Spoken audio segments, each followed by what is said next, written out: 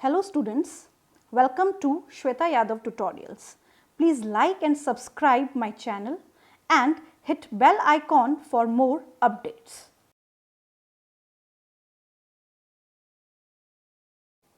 Last video में हमने contraceptive methods start कर दिए थे और कॉन्ट्रासेप्टिव मेथड्स में हमने केमिकल मेथड्स के बारे में पढ़ा। केमिकल मेथड्स में हमने पढ़ा स्पर्मिसिडल एजेंट्स के बारे में। ये वो एजेंट्स होते हैं जो स्पर्म की ऑक्सीजन सप्लाई कम कर देते हैं, ऑक्सीजन इनटेक कम कर देते हैं। जब ऑक्सीजन इनटेक कम हो जाता है तो स्पर्म्स जो हैं वो डेड हो जाते हैं, खत्म हो जाते हैं, डिस्ट्रॉय हो जाते हैं। नेक्स्ट मेथड हम पढ़ने जा रहे हैं बैरियर मेथड। बैरियर मेथड को मैकेनिकल मेथड भी बोला जाता है और हम इस वीडियो में पढ़ रहे हैं रिप्रोडक्टिव हेल्थ 12th क्लास का एक बहुत ही important topic. So barrier methods और the mechanical methods. Ovum and sperms are prevented from physically meeting. Sperm और ओवम की फिजिकल मीटिंग नहीं होगी, ये डिसाइड करता है barrier method. And what is the name given to the physical meeting of the sperm and the ovum? So this is the fertilization. यानी कि barrier method को क्या करना है? फर्टिलाइजेशन नहीं होने देना है। बट कई बार कुछ ऐसे बैरियर मेथड्स भी हम आगे पढ़ेंगे जो दो चीजें नहीं होने देते, फर्टिलाइजेशन एंड इम्प्लांटेशन। तो ये हमें ध्यान रखना है कि बैरियर मेथड का मेन मोटो क्या है? They prevent fertilization as well as implantation. So here first is the condoms. The condoms are the barriers made of thin rubber or latex sheath. Condoms किससे बने होते हैं? They are made up of rubber or latex sheath that are used to cover the penis in the male or vagina and cervix in the female. अब question ये है कि बच्चों के दिमाग में अक्सर ये चीज रहती है कि कॉन्डोम वर्ड आ गया है so it is meant for only male. No, it is meant for both male and female. There is male condom as well as the female condom, जिसको हम आगे डिस्कस करेंगे। अगर मेल की बात आएगी तो हम क्या बोलेंगे? This particular rubber sheath cover the male penis, but in case of female it covers the cervix और द वेजाना, यानी कि वेजाना एंड सर्विक्स, नॉट और, दोनों को कवर करेगा। Just before the coitus, what is coitus? Coitus is the intercourse और we can say that the sexual contact so that the ejaculated sperm would not enter into the female reproductive tract. अब दोनों का ही एक ही मोटो है। किसी भी प्रकार का अगर कॉन्डोम यूज किया जा रहा है तो उसका मेन उद्देश्य क्या है कि फीमेल के रिप्रोडक्टिव ट्रैक्ट में स्पर्म प्रेजेंट नहीं होने चाहिए, क्योंकि अगर स्पर्म होंगे तो नेचुरली उनमें क्या होगा? मोर्टेलिटी होगी, और मोर्टेलिटी होगी तो वो कहाँ जाएंगे? वो जाएंगे फैलोपियन ट्यूब्स में और फर्टिलाइजेशन कर सकते हैं। तो इस चीज को रोकना हो, तो रोकने के लिए यहाँ पे क्या यूज किया जा रहा है? रबर और लेटेक्स से बना हुआ एक शीथ यूज किया जाता है जिसको हम कॉन्डोम बोलते हैं। This can prevent the conception. What is conception? I told you earlier, conception is the pregnancy. तो प्रेगनेंसी को अवॉइड या प्रिवेंट करने के लिए ये मेथड यूज किया जाता है। निरोध is a popular brand of condom. Important, condom का एक एग्जाम्पल क्या है? मेल्स में निरोध। Use of condom has increase in recent year due to additional benefits of protecting the user from STDs and AIDS. अब मैंने आपको ये बताया था कि बच्चों में एजुकेशन दी जा रही है, बच्चों को अवेयर किया जा रहा है। किसके लिए? बच्चों को अवेयर किया जा रहा है सेक्सुअली ट्रांसमिटेड डिजीज के लिए। इसी के साथ साथ जब लोगों में अवेयरनेस दी जाती है, ये सबके बारे में है। जब एड्स डे होता है तो उसमें लोगों को ये बताया जाता है कि भाई ये किस कारण हुआ है और इसको कैसे रोका जाता है। तो बैरियर मेथड में कॉन्डोम को सबसे ज्यादा प्रायोरिटी दी जाती है, क्योंकि ये एक ऐसी बैरियर मेथड है जो इस डिजीज को प्रिवेंट कर सकती है। तो इस वजह से यानी कि सेक्सुअली ट्रांसमिटेड डिजीज, एड्स जैसी डिजीज न हो, उसकी रोकथाम की जाए, इसके लिए condom as a barrier method use किया जाता है और कॉमनली यूज किया जाता है। इसीलिए इसकी यूटिलिटी जो है वो रिसेंट ईयर्स में काफी बढ़ी है। Both the male and the female condoms are disposable. Important, जब कॉन्डम की बात की जा रही है तो पहली चीज ये मेल और फीमेल दोनों के लिए है। दूसरी इंपॉर्टेंट बात, ये डिस्पोजेबल है and can be self inserted and thereby give privacy to the user. It is a self inserted device, यानी कि इस डिवाइस को पहनने के लिए किसी भी डॉक्टर या नर्स की जरूरत नहीं होती, क्योंकि जो हम आगे मेथड्स पढ़ेंगे उन मेथड्स में एक डॉक्टर की जरूरत होगी, जिसमें हम बात करेंगे कॉपर्टी के बारे में। तो वहां पे वो मेथड्स ऐसे होंगे जहां पे हमें एक ऐसे पर्सन की जरूरत होगी जो अपने फील्ड में एक्सपर्ट है, पर इस मेथड में नहीं है। Here the condom is the male condom as well as the female condom, ये मैं आपको पहले भी बता चुकी हूं। अब फेलियर रेट कितना है? अगर मेल कॉन्डम की बात करें तो फेलियर रेट है 10 to 14% एंड फीमेल की अगर हम बात करें तो 5 to 15%। This is the figure how they look exactly। ये जो एनसीईआरटी का फिगर है, तो एनसीईआरटी में अगर हम बात करें फीमेल और मेल कॉन्डम की तो ये this is a female condom and the name of the female condom is femidom. याद रखना है, इंपॉर्टेंट है। Femidom is the female condom and what is the name of the male condom? बहुत सारे हैं, बट कॉमन अगर हम देखें दैट इज निरोध। तो एग्जाम्पल याद रखने हैं। अब यहाँ पे ये किस तरीके से बैरियर की तरह काम करते हैं वो थोड़ा सा समझना है। जब इजैक्यूलेशन होगा तो नेचुरली अगर पीनस पे है कॉन्डम तो पीनस के ऊपर जो कवरिंग है that is of the latex sheet of the condom, वो क्या करेगा, वो स्पर्म को वहीं ट्रैप कर लेगा, पकड़ लेगा, और फीमेल रिप्रोडक्टिव ट्रैक्ट में स्पर्म नहीं होंगे या नहीं जाएंगे।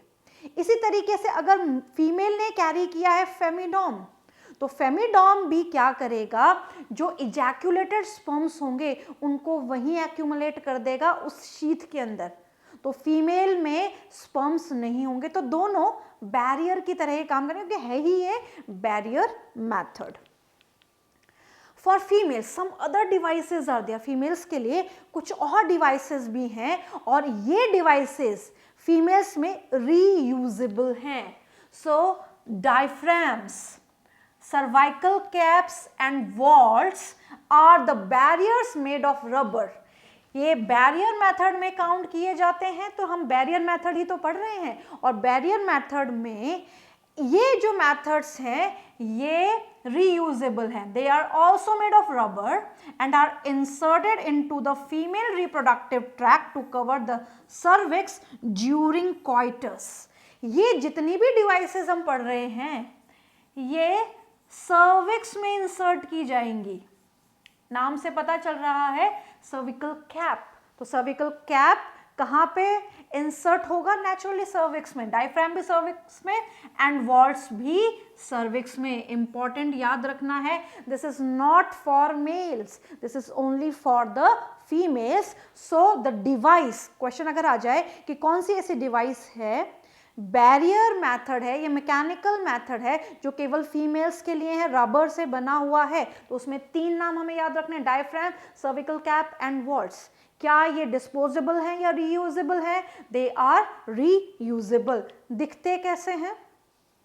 डायफ्राम इस तरीके का दिखता है, सर्विकल कैप भी डायफ्राम जैसा होता है बट थोड़ा लंबा होता है, and vaults is like this. So the shape is almost same, जो शेप है, डोम शेप है, वो सब में इन कॉमन है। To prevent conception by blocking the entry of sperm through the cervix, ये भी क्या करते हैं, ये at the time of coitus और at the time of sexual activity और इंटरकोर्स ये सीमन को ट्रैप कर लेते हैं सर्विकल रीजन में, जिससे स्पर्म जो है वो आगे नहीं जा पाते। दीज आर रीयूजेबल, जैसा कि मैंने आपको बताया।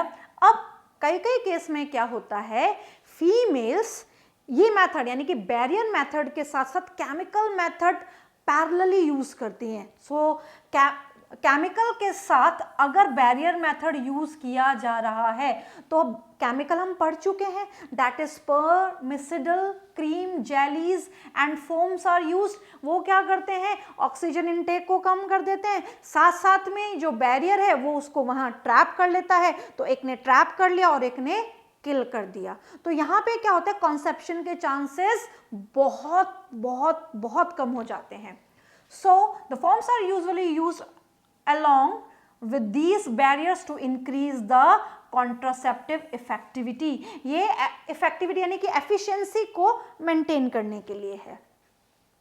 Last but not the least, IUD, that is intrauterine devices, or we can say that intrauterine contraceptive devices. These devices are inserted by the doctor और एक्सपर्ट नर्स। मैंने आपको बताया था थोड़ी देर पहले कि कुछ डिवाइसेस ऐसे हैं जहाँ पे किसी भी एक्सपर्टी की रिक्वायरमेंट नहीं है, बट कुछ डिवाइसेस ऐसी हैं जिनको इंसर्ट करने के लिए डॉक्टर या किसी एक्सपर्ट नर्स की जरूरत पड़ती है। So these devices are inserted. किस डिवाइस में एक्सपर्ट डॉक्टर की रिक्वायरमेंट है, आईयूडी में। First IUCD, what is IUCD, that is intra uterine contraceptive device. अब यहां पे ये जो पूरा लाइन है ये अपना मतलब कह रहा है, ध्यान से समझना। इंट्रा का मतलब होता है यूट्रस के अंदर, किसी भी चीज के अंदर, दैट इज इंट्रा। यूट्रस से वर्ड आया है यूटेराइन, तो यूट्रस में इंसर्ट की जा रही है अंदर, that is intrauterine. Contraceptive, naturally हम कॉन्ट्रासेप्टिव मेथड पढ़ रहे हैं, तो ये प्रेगनेंसी को रोकने के लिए डिवाइस है। अब अगर आप फिगर से देखें तो इंट्रायूटेराइन कॉन्ट्रासेप्टिव डिवाइस इस फिगर में हमें कहां दिख रही है, एक मेटल से बनी हुई डिवाइस है जो टी शेप में है, जो वेजाइना से सर्विक्स से यूट्रस के डोम पार्ट को या डॉर्सल पार्ट को कवर कर रही है। This is the mid dorsal part of the uterus, and this mid dorsal part of the uterus is covered by the device that is IUD or IUCD. It is fitted in the uterus. ये uterus में ही fit की गई है, ना cervix में ना vagina में। और इसको फिट करने के लिए एक एक्सपर्ट डॉक्टर या नर्स की रिक्वायरमेंट होगी। एक व्यक्ति या एक फीमेल खुद इसको इंसर्ट नहीं कर सकती। सो पहली IUCD was used by ग्रेफेनबर्ग। पहली IUD किसने यूज की थी, IUCD किसने यूज की थी, जब पहले ये यूज में आई थी सबसे पहले, तो इसका नाम था IUCD। अब इसको हम नॉर्मली IUD बोलते हैं, तो इसमें कंफ्यूज मत होना कि what is IUCD and what is IUD। The name is common, but पहले और अब में, यानी कि जब ये बनी थी, जब ये यूज हो रही थी, तो ये IUCD के नाम से जानी जाती थी, और आज के प्रेजेंट डे में ये IUD के नाम से जानी जाती है। सो पहली ग्रेफेनबर्ग ने यूज की थी। It was made of Ag, silver से बनी हुई थी। बहुत इंपॉर्टेंट बात है, ये सिल्वर से बनी हुई थी। वाई मेंशन सिल्वर हियर, यहाँ पे सिल्वर को क्यों मेंशन किया गया है? जब हम IUD की बात करते हैं तो ये स्टील से बनी हो सकती है, प्लास्टिक से बनी हो सकती है, कॉपर से बनी हो सकती है, मेडिकेटेड हो सकती है, हार्मोनल हो सकती है, ये हम आगे डिस्कस करेंगे। तो ये जो बनी हुई थी सिल्वर से बनी हुई थी पहली। When it was put into the uterus, जब इस फीमेल के यूट्रस में इसको फिट किया गया, और जब तक ये इस फीमेल के यूट्रस में थी तब तक ये फीमेल प्रेग्नेंट नहीं हुई। इसका सिंपल सा ये मतलब निकाला गया कि ये जो डिवाइस है ये एक कॉन्ट्रासेप्टिव मेथड है और इंट्रायूटेराइन है, तो इसीलिए इसका नाम दे दिया गया intrauterine contraceptive device, and this device was made of silver. IUDs are available as, किस किस फॉर्म में अवेलेबल होती है? Non medicated, copper releasing and hormonal releasing, तीनों बहुत इंपॉर्टेंट है। Non medicated, copper releasing, hormonal releasing. सबसे पहले हम बात करेंगे नॉन मेडिकेटेड, यानी कि कोई भी सब्सटेंस रिलीज नहीं कर रही है। लीप्स लूप, लीप्स लूप बिल्कुल लूप जैसा है, और ये जो लीप्स लूप है ये बिल्कुल बिल्कुल तार जैसा होता है, सिंपल जो तार होता है बट थोड़ा सा फोल्डेड होता है। ये जो फोल्डेड वायर जैसा दिखता है, this particular folded device is IUD non medicated. कैसी है ये? नॉन मेडिकेटेड है। तो क्वेश्चन अगर आता है लीप्स लूप, लीप्स लूप किसका एग्जाम्पल है? नॉन मेडिकेटेड आईयूडी का एग्जाम्पल है। This device are made of plastic और स्टेनलेस स्टील। किससे बनी है? मैंने आपको बताया था कि ये कॉपर से बनी हो सकती है, प्लास्टिक से बनी हो सकती है, स्टेनलेस स्टील से बनी हो सकती है। तो नॉन मेडिकेटेड किससे बनी है? प्लास्टिक या स्टेनलेस स्टील से बनी है। क्या नाम है? Lippes loop. Lippes loops are made of plastic polythene. Lippes loop किससे बनी है? प्लास्टिक पॉलीथीन, यानी कि पॉलीथीन से बनी हुई है। Impregnate with the barium sulfate is still used in many part of the world, but कुछ जगह बेरियम सल्फेट से भी इसको बनाया जाता है, या बेरियम सल्फेट को यूज किया जाता है इसको बनाते वक्त। Non-medicated IUDs promotes the phagocytic cell of the uterus to phagocytosis of the sperm within the uterus. Important. जब ये डिवाइस फीमेल रिप्रोडक्टिव ट्रैक्ट में होगी, तो यहाँ पे हमने इसको एज्यूम कर लिया है कि ये फीमेल रिप्रोडक्टिव ट्रैक्ट में है। तो ये क्या रिलीज करेगी?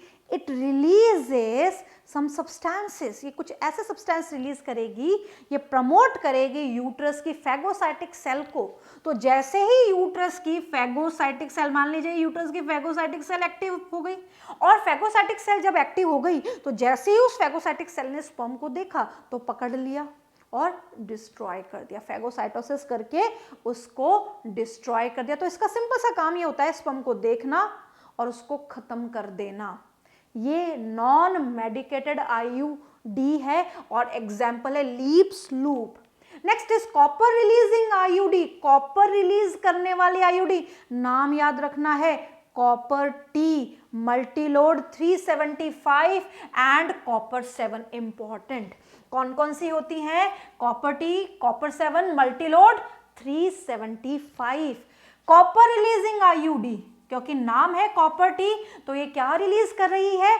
कॉपर रिलीज कर रही है। और ये क्या सप्रेस करेगा? कॉपर ये सप्रेस करेगा स्पर्म की मोटेलिटी को फीमेल जेनेटल ट्रैक्ट में। स्पर्म आ तो गया फीमेल जेनेटल ट्रैक्ट में, यानी कि क्वाइटस एक्टिविटी तो हुई है, इंटरकोर्स भी हुआ है। तो इंटरकोर्स होने के बाद जो स्पर्म वेजाइना में प्रेजेंट है वो यूट्रस की तरफ मूव करेंगे, ऊपर की तरफ जाएंगे, उनमें मोटेलिटी होगी तो उनकी मोटेलिटी को खत्म करें।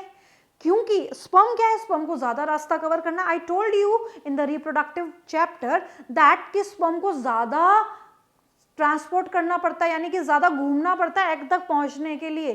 तो उसकी मोटेलिटी को अगर खत्म कर दिया जाएगा तो वो एग तक नहीं पहुंच पाएगा, और एग कहाँ पे है?